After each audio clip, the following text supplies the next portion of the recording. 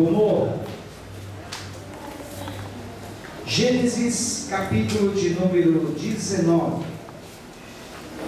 Diz assim o texto que já está projetado: os dois anjos chegaram a Sodoma ao anoitecer, e Ló estava sentado à porta da cidade. Quando os avistou, levantou-se e foi recebê-los. Prostrou-se rosto em terra e disse: meus senhores, por favor, acompanhem-me à casa do seu servo. Lá poderão lavar os pés, passar a noite e pela manhã seguir caminho. Não, passaremos a noite na praça, responderam.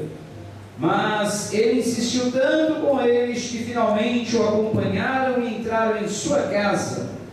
Ló mandou preparar-lhes uma refeição e assar pão sem fermento, e eles comeram. Ainda não tinham ido deitar-se quando todos os homens de toda a parte da cidade de Sodoma, dos mais jovens aos mais velhos, cercaram a casa. Chamaram Ló e lhe disseram: onde estão os homens que vieram à sua casa esta noite? Traga-os para nós aqui fora, para que tenhamos relações com eles.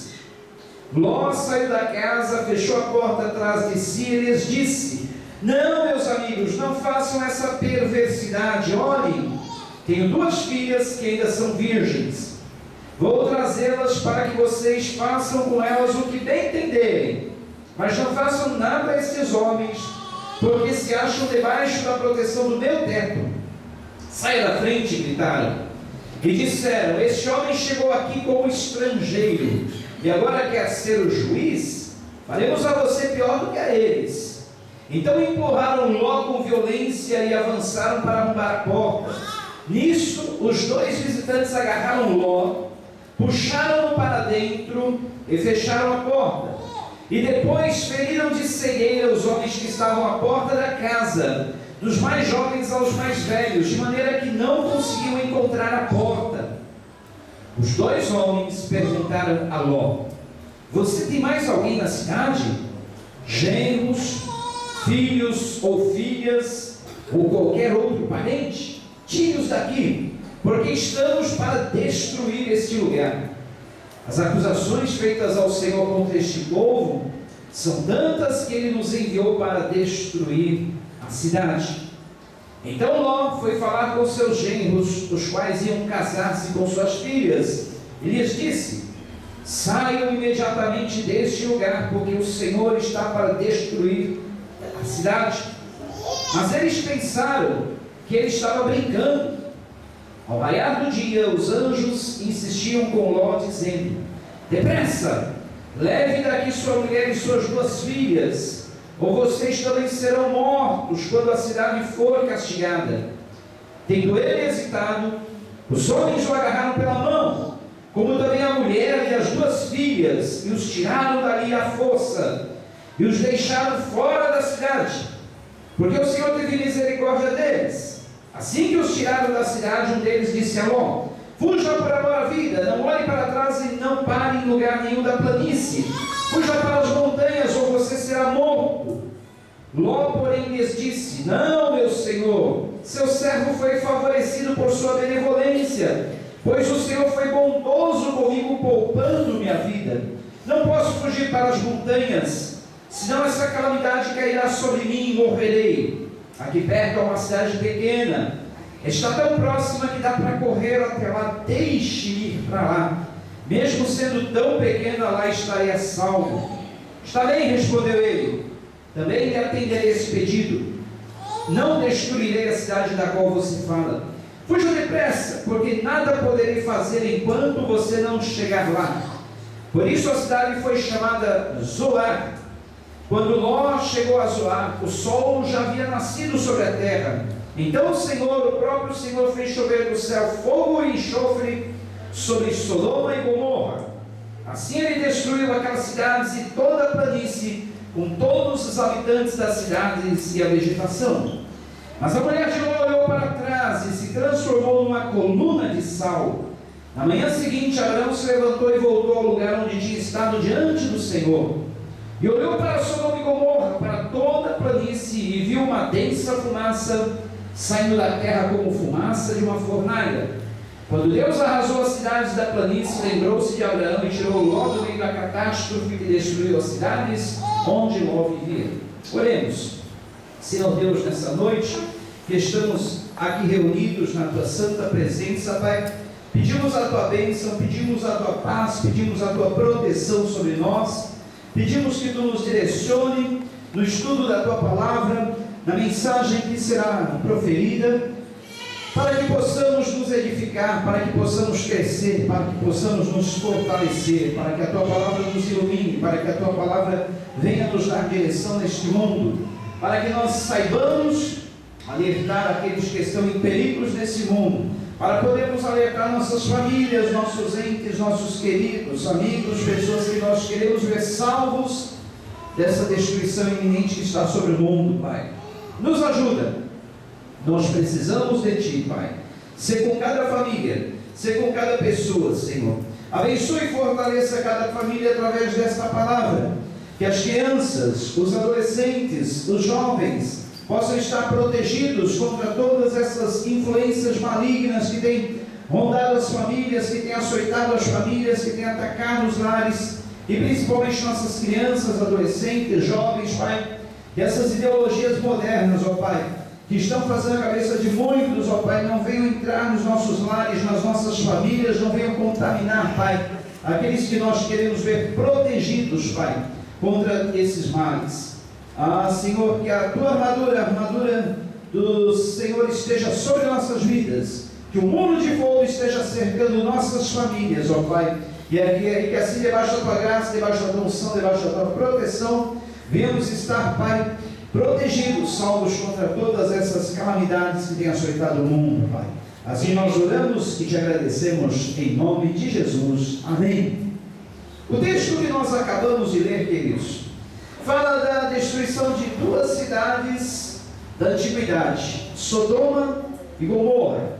Cidades que Deus já havia falado com seu amigo Abraão, que destruiria essas cidades. Se vocês verem o capítulo anterior, Abraão está negociando com Deus, querendo saber se ele pouparia porventura as cidades de Sodoma e Gomorra, se ele encontrasse ali pelo menos 50 justos.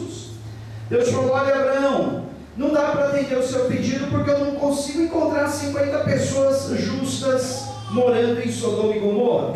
Então os irmãos veem, a situação daquelas duas cidades era tão calamitosa, eles estavam vivendo mergulhados num pecado tão grande, que não havia 50 justos na cidade.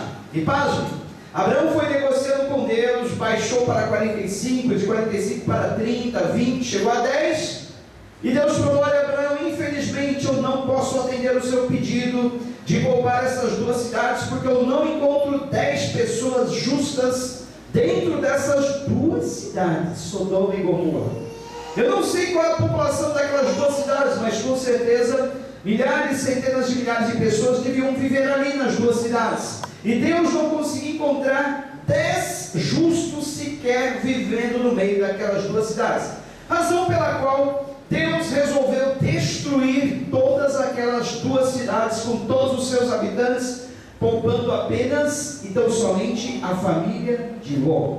Daí nós podemos concluir que Deus ele tem interesse em preservar, cuidar, proteger as famílias no meio da destruição desse mundo. Ele tem interesse na minha família, Ele tem interesse na sua família, Ele tem interesse no meu lar, no seu lar. Ele quer nos guardar, nos proteger e nos livrar da destruição. No texto que nós lemos, nós vemos que Ló recebeu em sua casa dois anjos com aparência de homem, porque no Antigo Testamento, na maioria das vezes em que anjos aparecem às pessoas, eles não aparecem com uma vestidura branca, não aparecem com uma auréola na cabeça, eles não aparecem com asas, eles não aparecem num aspecto resplendoroso, não. Eles aparecem numa figura humana, eles aparecem com as roupas daquela localidade, com as roupas características, com as fisionomias características daquele povo. E aqui eles se apresentaram a Ló, dizendo: olha, Ló, nós temos uma mensagem de Deus para entregar. Deus falou que vai destruir essas duas cidades. Você tem mais gente da sua família, você tem filhos, filhas, se você tem genros, noras, olha, é melhor você fugir para os montes, sair dessa cidade, que Deus vai destruir essas duas cidades. E Ló, sabendo que aqueles dois homens poderiam pernoitar no meio da praça, e conhecendo bem a sua cidade como era, falou: olha, eu não aconselho vocês a pernoitarem aqui na praça, mas eu peço que vocês voltem em casa, lá eu preparo uma comida para vocês, uma boa cama, e vocês vão dormir tranquilos, guardados e protegidos. E assim aqueles dois homens foram para a casa de Ló.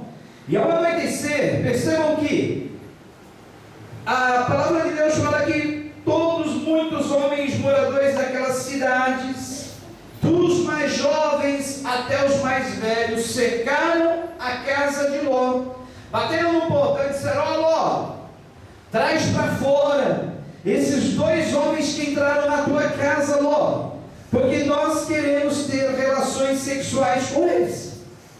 Assim, eram muitos homens da cidade, desde os mais jovens até os mais velhos. A cidade estava mergulhada num pecado tão grande, principalmente o pecado do homossexualismo, o pecado das relações sexuais entre homem e homem, e até mesmo mulher com mulher, era tudo ali misturado. Tanto é que até hoje o nome sodomita é dado às pessoas que têm essas práticas pecaminosas, porque vem exatamente daí, do nome da cidade de Sodoma. Do nome da cidade de Sodoma originou o nome dessa prática conhecida como sodomia ou homossexualismo. E para os irmãos terem uma ideia, no Antigo Testamento, quando alguém recebia um hóspede em sua casa, essa pessoa, o anfitrião, tinha o dever de dar toda a proteção aos seus hóspedes. Ele não poderia deixar os seus hóspedes correr risco nenhum. Ele deveria até mesmo preferir os hóspedes, no caso de um perigo, até mesmo em relação à sua família, eles deveriam preferir os seus hóspedes. E é o que Ló faz. Ló tenta negociar com aqueles homens, dizendo: olha, eu tenho na minha casa duas filhas moças, virgens.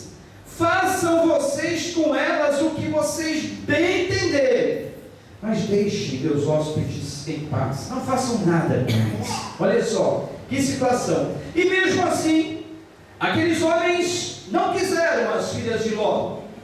Apesar de talvez serem bonitas, virgens, eles não quiseram as filhas de Ló. Eles queriam mesmo os dois anjos, os dois varões, os dois homens que Ló havia recebido em sua casa.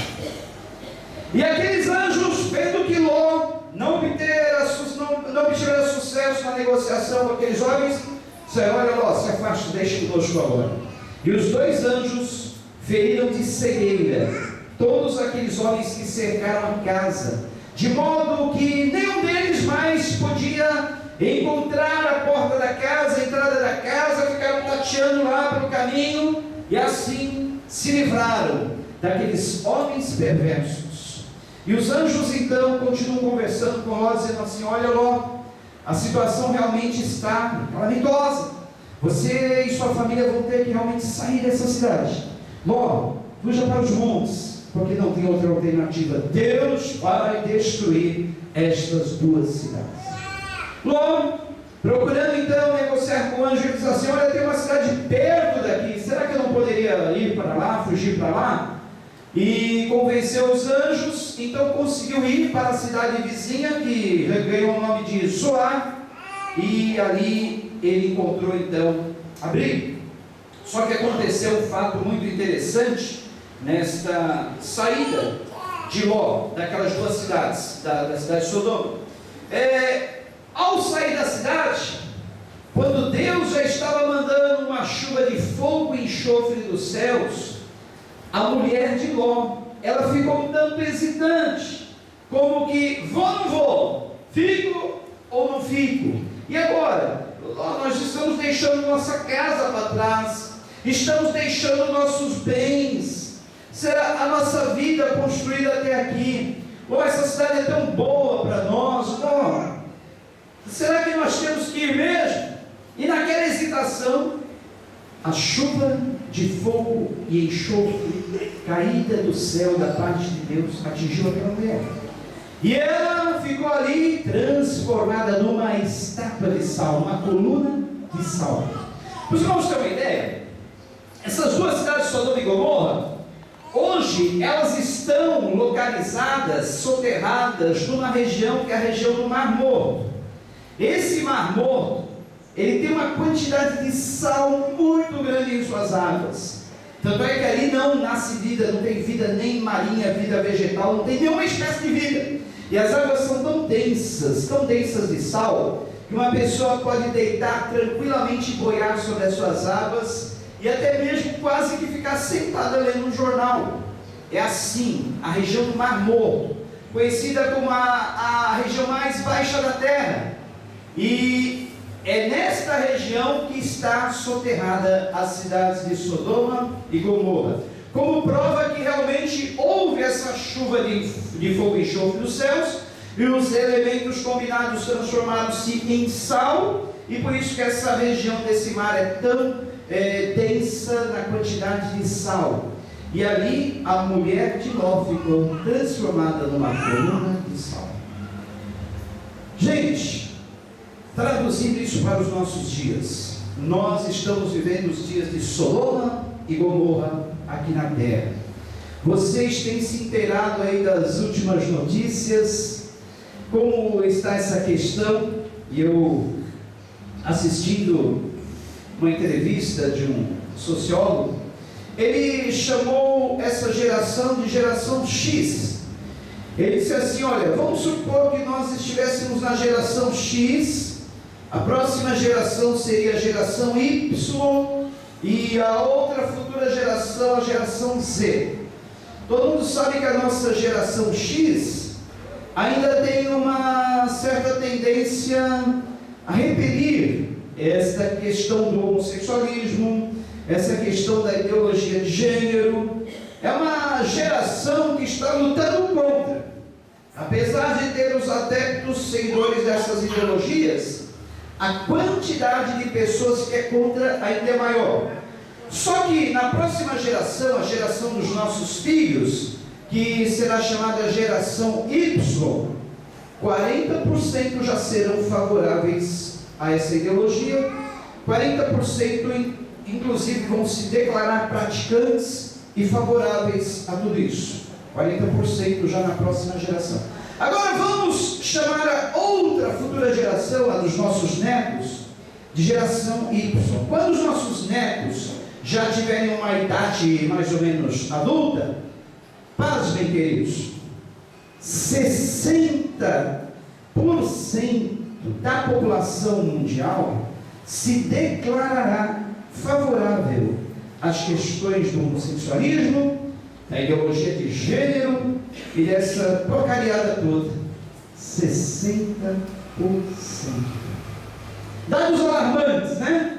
Mas talvez você esteja aí perguntando agora, mas e eu com isso? O que é essa ideologia de gênero? O que é esse negócio que tanto falo?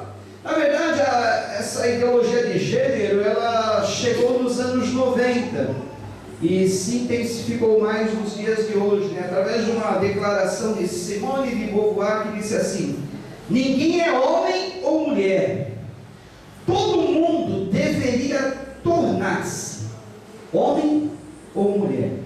Olha só a afirmação maligna dessa mulher, Simone de Beauvoir. Ela disse assim: ninguém é homem ou mulher, todo mundo, qualquer um, todos deveriam se tornar ou homem ou mulher. Eles atribuem a ideia, a identidade de gênero diferente do sexo. Ele diz: sexo você nasce com ele, ou você nasce homem ou você nasce mulher. Agora, o gênero é você quem escolhe. Quando chegar a sua determinada idade, a fase em que você vai ter que fazer as suas escolhas, é você quem escolhe o seu gênero. Independente se você nasceu homem ou mulher, você vai escolher o seu gênero. Totalmente diferente daquilo que Deus, a palavra de Deus nos ensina. Aqui no princípio Deus criou homem e mulher, macho e fêmea os criou.